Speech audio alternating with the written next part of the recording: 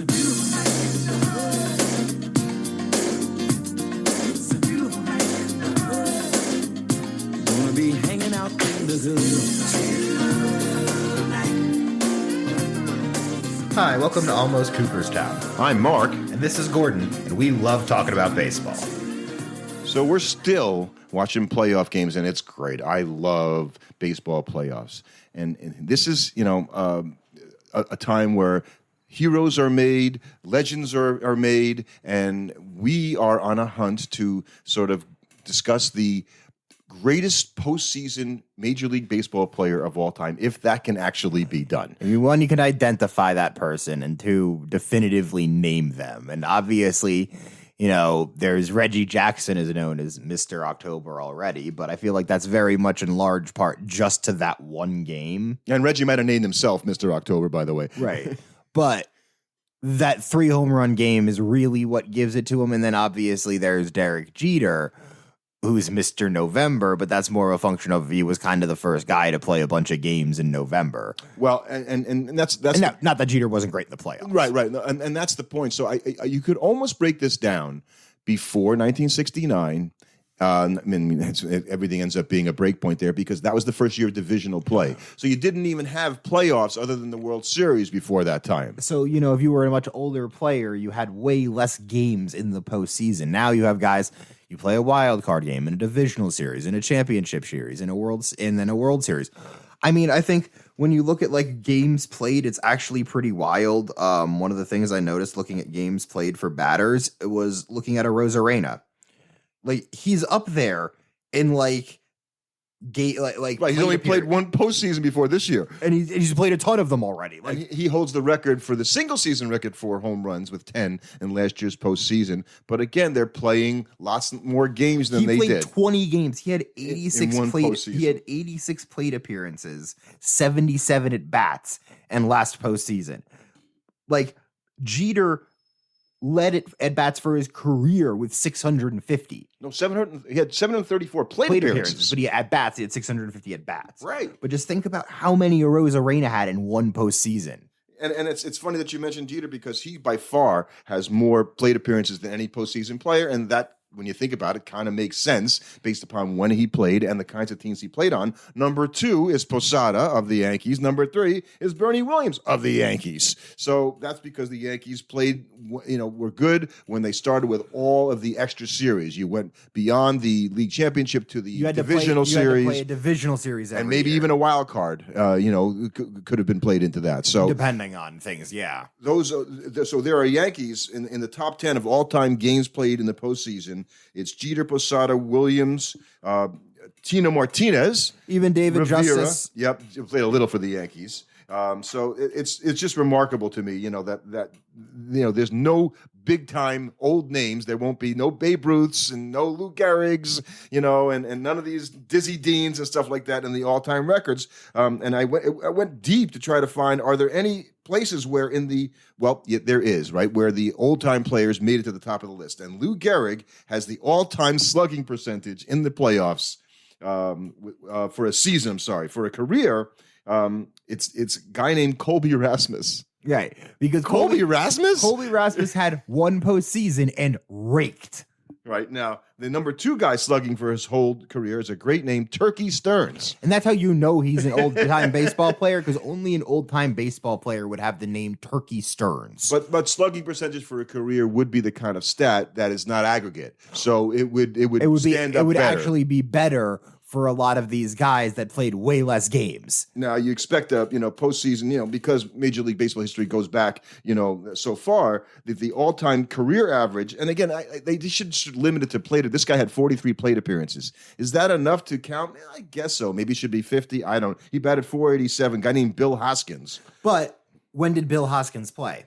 Way back then. Right, so he only played World Series. In fact, the only guy, you're right, the only guy that is recent is Sean Casey, comes in at number 7 with a .410 average in 41 plate appearances. So there's some other ones. There's Colby Rasmus.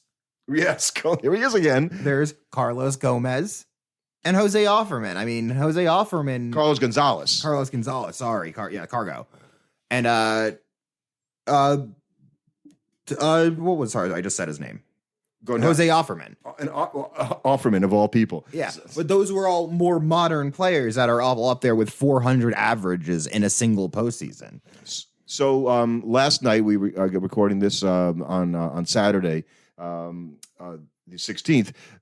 Jose Altuve hit his 20th postseason home run in his career, tying him for third all time. And the number one is Manny Ramirez with 29, which just shows he played all the time. Bernie Williams is second with 22, and Derek Jeter is third with 20. But Altuve has only had 312 plate appearances to hit that 20, and all the other guys, obviously we talked about Jeter, Bernie had 545, and Manny had 493. That's pretty impressive. That's what makes Manny's as impressive, is because he had 30 home runs, pretty much in under 500 plate appearances in the playoffs. Right. That's impressive. Like, nobody's even close to him, and I don't know if Altuve will catch Manny. And Correa hit his 19th last night, and he's only got under 300 Correa's plate probably got a appearances. better shot. So, but these guys, because of the fewer plate appearances, that's what makes it impressive to me. But the thing is you know what? It's also a function of everybody would say Derek Jeter is a great playoff hitter, right? Well, guess who leads who has the most strikeouts in their career in playoff games? Derek Jeter, because he played the most games.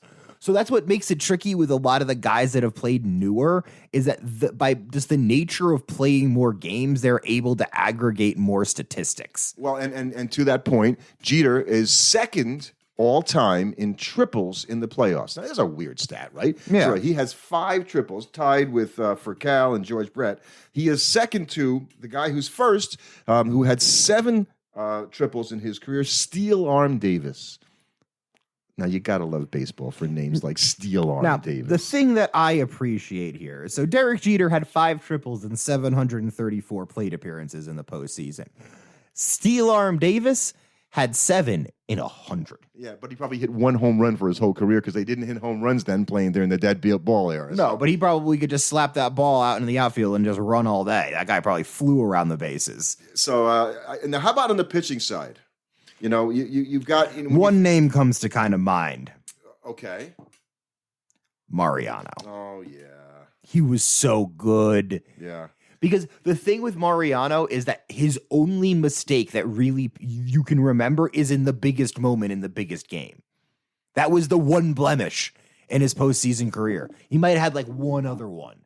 Yeah, but his earned run average for his career is 0.7. Yeah, except the guy after him, Harry Breachin, 0.83. Yeah, but in 32 innings. Yeah. I mean, Jeremy Affeldt. In 31 innings. Yeah, boy, how many innings did Mariano throw? 141 postseason innings. That's crazy. Exactly. For a relief pitcher. That's what makes him so far above everybody else, is because the only other guy that's even close to him is Christy Mathewson, who threw a .97 at 100 innings. Right. And that sends right to me, right? That's a really impressive record. Again, during the dead ball era, so we know that ERAs would be a little bit better. Right, like wins is a statistic for postseason pitching. You have to almost entirely throw out or consider differently with the pre and post 1969, because Andy Pettitte leads has the most wins in postseason history, but that's because Andy Pettitte probably got to pitch in more postseason games than like anybody that was born before a certain year. And I think most good baseball fans would have guessed Andy Pettitte being way up there, because he was they put him out there year after year, all the time in big situations. And he was such a good playoff performer that, and when we do our adding guys to the Hall of Fame, I wonder if Andy Pettitte is going to be in the 35 guys we're going to add to the Hall of Fame in our Hall of Fame that should be in there already, because that would put him over the top in his postseason. Rivera's 4th on whip. Yeah. It's Rivera. That's the problem. He's just... So you're scooping us, right? Because he was my pick for greatest postseason player of all time. I'm not scooping us. I'm scooping you. Yeah, well, you're scooping me. Yeah, but it's just look. You know what the one nice thing about Rivera, even as a Met fan, you could root for him. He was just that good. I wasn't rooting for him when the ball went out to right field off Piazza's bat and ended up falling into O'Neill's glove, ending the World Series. That wasn't so good. That wasn't so good. Bernie Williams, I should say. I mean, Kenley Jansen has 18 saves in his postseason career, good for second all time. And would you consider Kenley Jansen to be a fantastic postseason pitcher, like all time playoff performer? No, probably not. No, I mean, Mariano had 42 saves. Yeah. It's just ludicrous. So another guy I'd put in that category pitching-wise would be Madison Bumgarner, who obviously had some epic playoff performances that we all can remember, like coming back on short rest. That 2014 postseason where he threw 52 innings. But he also, has, the most games started in a postseason. So even though it's a seasonal record, that still says something about that. And because of his memorable performances, his aggregate stats aren't as important to me to his post than coming through in the biggest moments as he did. The problem is that he did it once. Mad Bum had that postseason run for the Giants. Well, they won 3 World Series. But he wasn't the guy. That's true. That is true. There was, he was great in the 2014 World Series where he started 6 games, threw the most innings in any postseason that anybody's thrown. Well, a lot of guys have done 6. He was done 6. But what I'm saying is that he did that one year.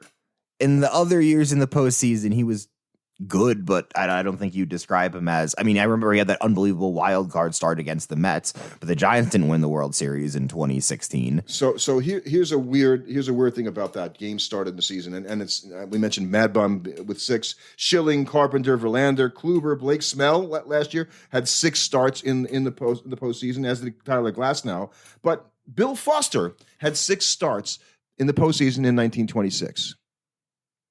And Deacon Phillips. Hold on a second. He had 5 in 1903. But 1926. So this is a 7-game World Series. He started 5 of the games. 6. He started 6 of the games in the World Series. Did he started every game? And that's the year the Cardinals won the World Series. We just talked. We talked about it in our episode last week. So that's sort of more significant. You know what? It was not he's a Negro League ball player, and they had playoffs before the World Series. So he played in actually 2 series that year. And Baseball References now, and they've combined them, so it might have caught that way. Right. So he played in more than, but that's the only way. Because for six starts, he would have had to start every game. That didn't make any sense. And now it does. Rather impressive. Yes. So Mariano's your favorite. So if you had to pick a hitter, who is your all-time best hitter? For me, this is really tricky. I feel like because if we're looking at the hitters, I don't want to pick him, but I feel kind of like my hand is forced with Jeter. Yeah. It's because they won. And because there's no one else you can really put up that has the same level of success that he had. Well, I think because you're going to combine success in terms of wins and losses with the personal success. I could argue that Manny Ramirez is way up there in terms of his consistent, excellent playoff performance over his career. That's fair. But he didn't win. They didn't win enough, right? As much as Jeter did. That's the thing. did. Jeter and Mariano kind of cemented themselves as the kings of October in a sense because not only did they perform at their peak during that time, they also won. Yeah. So I think had the Red Sox or had Manny gone to the Dodgers and won the World Series when he went there and had that crazy postseason with them, you might be able to say, well, not only did he do it for the Red Sox, he did it for another team. Yeah, that's a very much more unique personal thing. Didn't happen, folks. Didn't happen. So I think that makes it more difficult to pick Manny. And again, there's so many Yankees in that list that you could almost say, MVPs can be knocked out by guys on their own team sometimes. Mm-hmm. Does that lessen his effectiveness when he's got other guys that are all that accomplished in the postseason? So, we know David Freese, the manager, he's the manager of the where the heck is David Freese managing?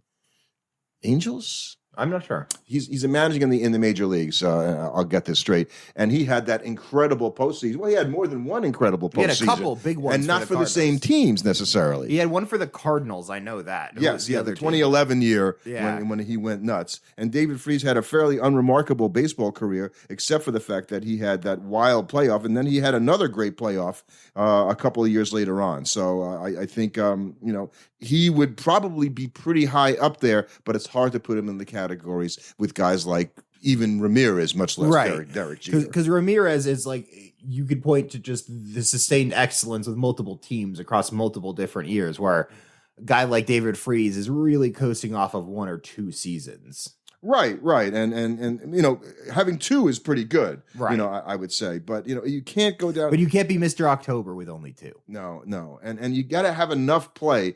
And I don't know what the right number is. But Colby Rasmus's 35 games is not enough. Right. You have 40 plate appearances does not make a career, I think, enough to say this guy's an all-time. Now, somebody's going to playoff do it performer. because when you look at the single games played for a postseason, the number one are all guys from the Rays last year because they played 20 games. Right. It's going to happen more and more. These guys that are playing now because of all the extra games in the postseason, somebody's going to surpass Jeter. Yeah. And crush him in all these statistics. I have a candidate, somebody that might be able to do that. Mookie Betts.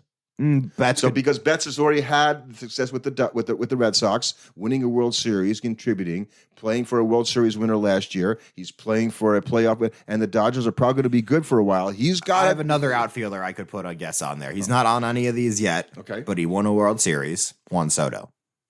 Yeah. Well, he's got to get on a team that plays better. Right, but if that team gets back, he could do it because he's good enough. Yeah, and another guy that we talk about, a great postseason performer, but doesn't really have. I think he has one World Series win. Carlos Beltran. Right, and again, but he's like the thing for Beltran. As much as he's remembered for that unbelievable 04 Astros Cardinal series where he hit like an unbelievable amount of home runs. He will also always be remembered for looking at that third strike against Wainwright. Yeah, well, and it's funny because in the Wainwright thing, you talk about the check swing by Wilmer Flores against Max Scherzer coming in to close the game in the playoffs. Wilmer didn't go on that swing. I think, we would say that, and we love Wilmer. That wasn't why they lost the game. That was a play in the game. Would have helped if he didn't get that call, but they were already down 2-1 with 2 outs in the ninth inning. That's not why they lost. You can't pretend that somehow, if that call had gone, if that had just been the correct call, the Giants would have won. And the same thing with Beltran, right? Yeah, okay. He looked at a good curveball. I think as a Met fan, you were just disappointed he didn't swing. Right. It was more the fact that he had the bat on his shoulder. Right. So, but, a guy threw a good pitch and he's out, and that's not, it wasn't Beltran's fault, that they lost. But being, when you're going to try and anoint the best postseason player of all time, you have to have some kind of combination of actual success, longevity, and team success. The best one, team success is part of the other two because somebody that doesn't make a lot of World Series can't have the longevity, and somebody that doesn't have a lot of team success isn't going to put together the number of games they need to. And if you played before 1969, it's almost impossible to get on any of these career lists. You'll probably, at least for the postseason, you'll probably have to do is have a separate pre and post 1969. I think so. That's what you're going to need to do because the game will have changed too much. And then the Yankees also dominated that pre-1969 in terms of having all those World Series, so their guys got in there. Where's Joe DiMaggio on these all-time lists? It doesn't matter because Where's Berra? Because they only played one series, and if you won all those series crushing the other team, you might think about it. If you played in the World Series and you swept them 4-0 and you crushed them every game, you might not get 20 plate appearances in that World Series. And that doesn't mean that you weren't, good. These guys could have been great postseason but players. They just literally didn't get the chance to play that often in the World Series because they just kicked the other team's tail too hard. I think it certainly heightens because the postseason is nothing like it used to be, as we're saying. And so you have this, sort of ability to have, is it more clutch? I think I said this before, to hit the big hit in the wild card game like Chris Taylor did, or is it better to do it in the NL? Is it that much better in the NLCS or the ALCS, or is the World Series the ultimate where you made the big? I think people look at the playoffs kind of like it's its second season. You only get credit for the World Series. World Series will get your play elevated to a slightly higher level. I think what people will lionize World Series plays to a higher degree than non-World Series plays. Yes. But we're going to talk, Max Scherzer starting the game tonight for the Dodgers against the Braves. He also was the guy who threw the last pitch for the Dodgers in the division series when he came in and got the save for the first time in his career. He ever came in relief and got the 3 outs to win the series for them, and then he's starting. So you don't get that kind of opportunity. You don't see that kind of special stuff happen very much. And that didn't happen in the World Series, but that's something people remember for a long time. Oh, yeah, the same way people remember like all the different things. They're going to remember. People will remember that. But if he had done that in the World Series, it would be remembered just a little bit more. Yeah. I think that's getting into the mad bum type epic stuff.